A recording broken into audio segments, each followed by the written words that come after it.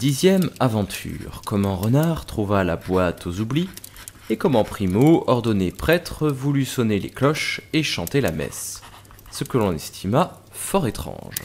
Certains prêtres, un jour, traversaient la plaine, portant devant lui, sur sa poitrine, une boîte remplie de ces gâteaux légers connus sous le nom d'oublis, que l'on découpait plus tard pour en faire des pains à chanter.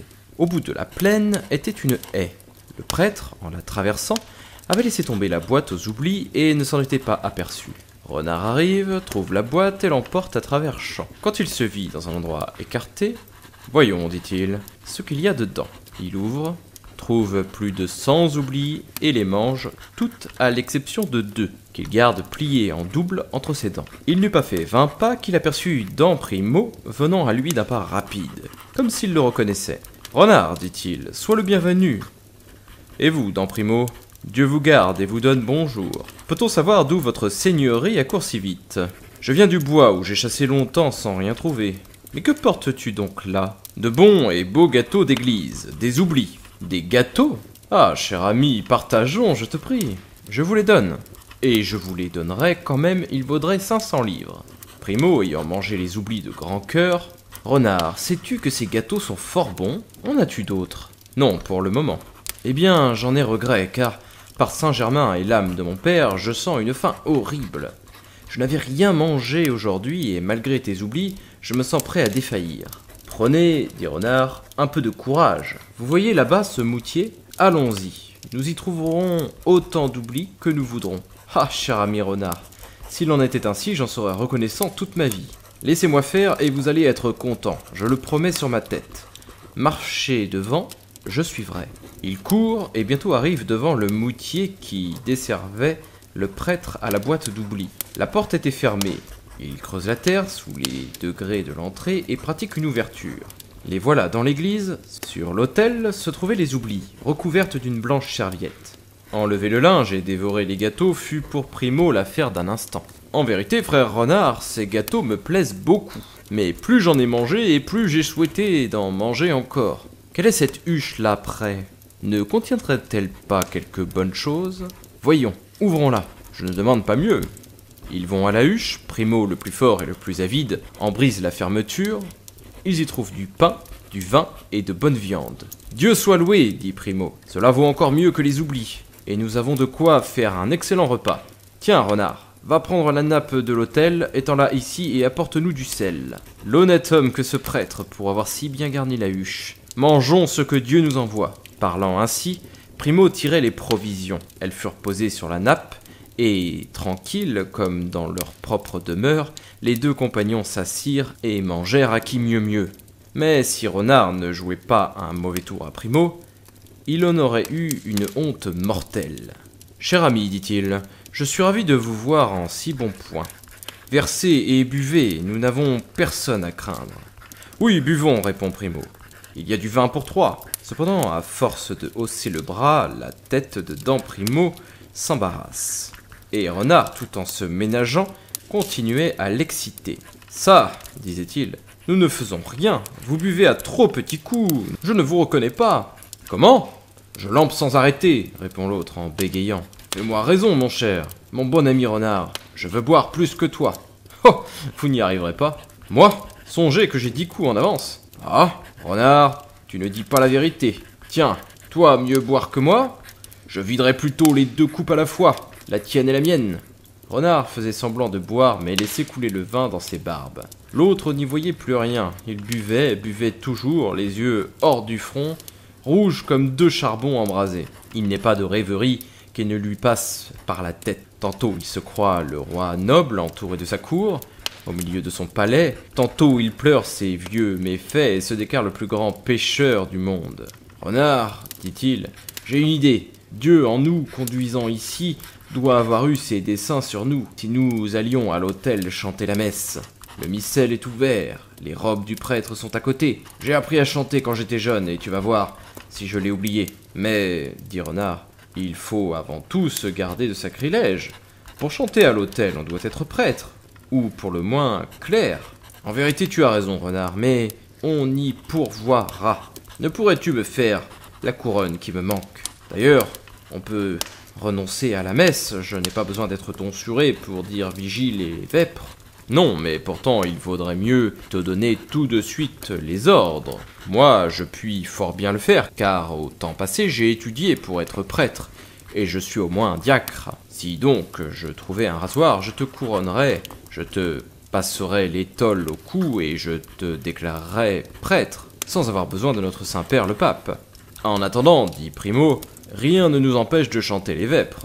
Les deux amis avancent vers l'autel, Primo en longeant les murs pour y trouver le point d'appui dont il a grand besoin. Tout en l'accompagnant, Renard regardait de côté et d'autre. Derrière l'autel, il avise une armoire, et par bonheur, il y trouve un rasoir effilé, un clair bassin de laiton et des ciseaux. Voyez, Primo, le miracle que Dieu vient de faire pour vous. Regardez cette eau. C'est, dit Primo, que Dieu prend en gré notre service. Allons, vite, ma couronne.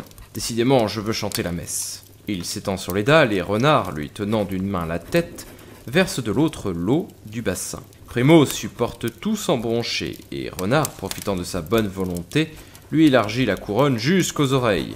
Ai-je ton sûr maintenant? Oui, tu peux la sentir toi-même. Me voilà donc vrai prêtre.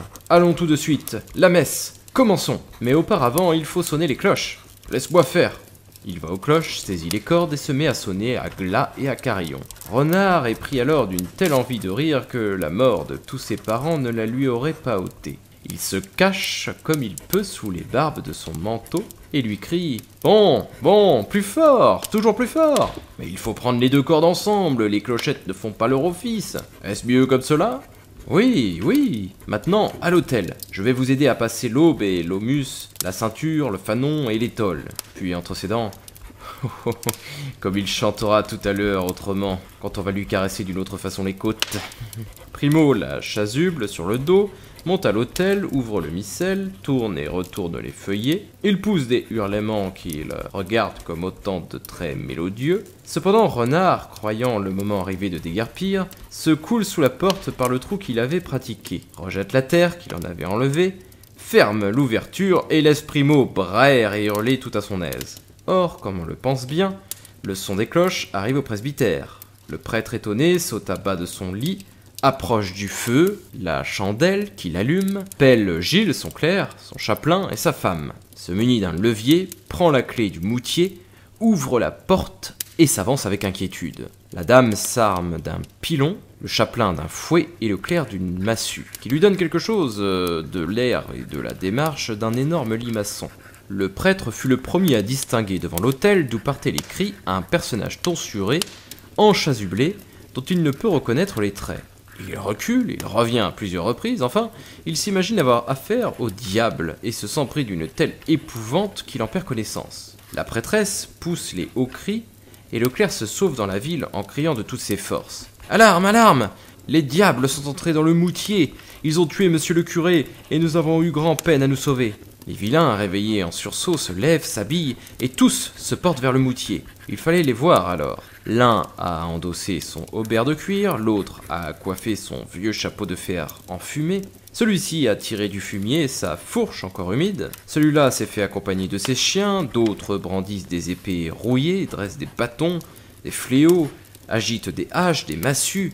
Tous enfin se préparent à lutter, rien que contre les diables de l'enfer. Le prêtre était revenu à lui. « Oui, mes enfants, leur dit-il, le diable est dans l'église, il faut lui courir. » Le bruit de la foule interrompt la messe de Primo. Il se retourne, s'étonne, la peur le prend et le dégrise. Il court au trou, il était fermé. Il revient à l'autel, il va, vient, de plus en plus effrayé. Le prêtre, lui voyant l'oreille basse, le frappe de son levier. Furieux, Primo se jette sur l'agresseur et l'aurait mis en pièces si les vilains lui en avaient laissé le temps. Tous alors le huent, le daubent, lui brisent les reins, lui enlèvent la moitié de l'échine. Le pauvre Primo fait alors un suprême effort. Il mesure des yeux une fenêtre ouverte, l'atteint du premier saut et s'échappe enfin de l'église. Criblé de blessures, il n'a d'autre consolation que les vêtements qu'il emporte, et c'est dans ce costume qu'il gagne le bois et qu'il rend grâce à Dieu de lui avoir conservé la vie. Maudit soit le Prouvaire, il me paiera cher un autre jour tous les coups que j'ai reçus. Je jure, Ermengar, ma femme, de ne rien laisser ici, ni vache ni brebis. S'il a demain à chanter messe, qu'il cherche celui qui lui rapportera son étole et son aumus. Il faudra qu'il emprunte pour l'office la jupe de la prêtresse, et qu'il fasse une aube de sa guimpe. Mais Renard, qu'est-il devenu? C'est lui pourtant qui me conduisit au moutier, et qui m'a laissé après m'avoir mis dans l'embarras. Ah, si je le retrouve, je n'irai pas porter ma plainte à la cour du roi noble. Je me ferai justice moi-même, et je l'empêcherai d'essayer jamais des tours pareils. Mais j'aurais dû me tenir pour défier, et l'exemple de mon frère Isengrin pouvait bien me tenir lieu d'avertissement. Parlant ainsi, il découvre sous un chêne Maître Renard qui, l'air contrit, les yeux larmoyants, semblait arrêté pour l'attendre. « Ah, vous voilà donc enfin, sire Primo, soyez le bienvenu. »« Et moi, dit Primo, je ne vous salue pas. »« Pourquoi? Quel mal l'ai-je donc fait? Vous m'avez laissé seul, et sans m'avertir, vous avez fermé la trouée du moutier. Ce n'est pas votre faute si je n'ai pas été assommé. Il a fallu me défendre contre une centaine d'ennemis acharnés, méchants, nains, roux, infâmes. Ah, si je ne suis pas le premier, je pourrais bien être le dernier de ceux que vous aurez trahis. »« Sire Primo, répond Renard d'une voix suppliante, je vous crie merci. Je sais que dans ces lieux écartés, vous pouvez me faire honte et préjudice. Mais j'atteste, Hermeline, ma chère femme, Malbranche et Perce-Haie, mes 2 fils, que je ne me souviens pas de vous avoir offensé. Ce n'est pas moi qui ai fermé le pertuis, c'est le méchant Prouvaire. J'eus beau le supplier de s'en défendre, il me répondit par des menaces, si bien que le voyant prêt à me faire un mauvais parti, je n'eus plus qu'à me sauver par un petit sentier couvert que je connaissais. Je vous attendis sous ce chêne, inquiet de ce que vous alliez devenir, car je prévoyais avec chagrin qu'on vous attaquerait. Telle est la vérité. Je sanglotais encore au moment où vous êtes arrivé. Allons, Renard, je veux bien vous croire, et ne gardez de rancune que contre le Prouvaire dont j'emporte au moins, comme vous voyez l'aube, l'aumus, la chasuble, le fanon et la ceinture. Il en cherchera d'autres quand il voudra chanter la messe à son tour. Or, savez-vous, dit Renard, ce qu'il y aurait à faire? Non? Il faudrait demain porter ces vêtements à la foire et les y vendre.